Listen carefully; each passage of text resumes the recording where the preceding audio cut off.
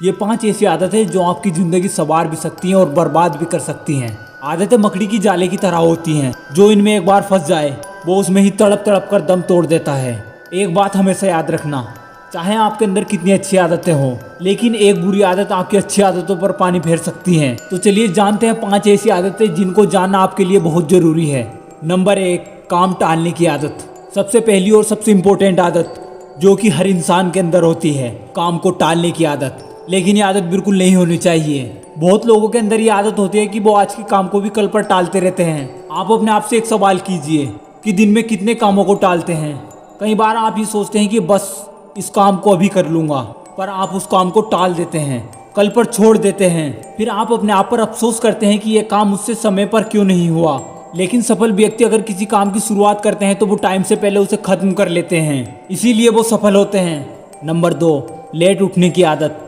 ये ऐसी आदत है जो बहुत लोगों के अंदर होती है, लेकिन ये आदत नहीं होनी चाहिए। सफल और असफल व्यक्ति के अंदर ये आदत बहुत बड़ा अंतर लेकर आती है। सफल व्यक्तियों के दिन की शुरुआत बहुत ही जल्दी होती है, इसीलिए वे असफल व्यक्तियों से बहुत आगे होते हैं। अगर आप जल्दी उठ पाते हैं तो सारा काम समय पर कर पाएंगे और फिर आपके दिमाग में निगेटिव थॉट्स नहीं आएंगे। आपका पूरा दिन एनर्जी से भरा हुआ रहेगा। जो लोग जल्दी नहीं उठ पाते, ना तो वो अपना काम टाइम पर कर पाते और उनका पूरा दिन आलस से भरा हुआ रहता है। वो अपने आप को पूरे दिन कमजोर महसूस करते हैं। नंबर 3, गलत लोगों से सलाह लेना। ये एक ऐसी आदत है जिसने ना जाने कितने लोगों की ज़िंदगी को ख़राब किया है। जब हम किसी काम की शुरुआत करते हैं या अपनी ज़िंदगी में कोई बड़ा फैसला लेते हैं तो उसमें हम दूसरे लोगों की सलाह लेते हैं। सलाह लेना बिल्कुल गलत नहीं है, पर आपको ये पता होना बहुत ज़रूरी है कि आप किस व्यक्ति से सलाह ले रहे हैं। क्या वो आपको कृष्ण की तरह सलाह देगा या फिर शकुनी की तरह।